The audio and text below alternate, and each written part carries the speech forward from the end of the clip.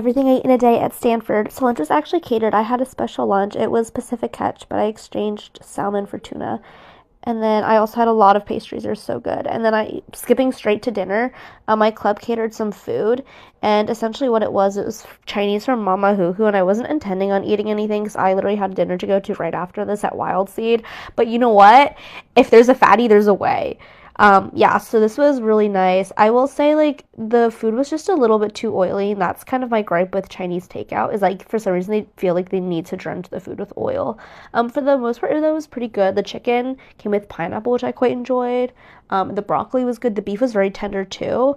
Yeah, overall, quite enjoyed Mama Hoo Hoo. Might be back in the future. And now we're at dinner at Wild Seed. Guys, this menu is so cutie, and guess what? It's all vegan and vegetarian. Like, wow. But the first thing that came out was a meze platter. It was so beautiful looking. They also had the beet, what do you call that? Like, tuna tartare, but, like, beets. And they also had some kind of, like, curry chicken situation. I don't even know, guys. Sometimes when food just shows up on the table, I just start shoving things into my mouth. But first up, the beet tartare was actually really good. The beets are very sweet. I almost enjoyed this more than a normal tartare, and I feel like I've been fished out for today because I already had some tuna through lunch, which is also quite nice. But I will say my favorite part was probably the curry. They put either paneer or tofu chunks into the curry, and I love both paneer and tofu, so it works for me. The yogurt sauce that also came with it was fantastic, and, like, it was very refreshing, and, like, slivers and ribbons of carrot in the curry, too, which is, like, a really nice textural touch that I was not anticipating, and it provided a nice bit of acidity to kind of counteract how creamy the rest of the sauce was. And there were also some falafel. Okay, so the falafel tasted weird because it wasn't like traditional falafel. I think it was definitely darker than normal falafel, but it was also very interestingly spiced. And there was this flapper, too, that came on the meze platter that was a little bit tough, but nicely seeded. It had pumpkin seeds on it.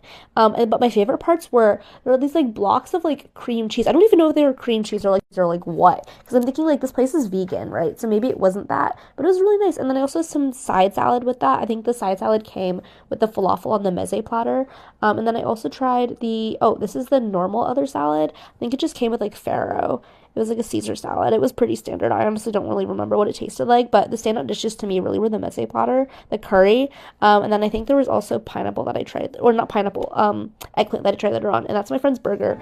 The fries are super interesting because the fries were bad by the way, they were dry, but the ketchup was super cool because it was like cuminy flavored. And then my friend got the butternut squash ravioli, and it was so good, but there was so much butter. Like, my arteries are being clogged, and that was everything for the day. Okay, bye! It was so good.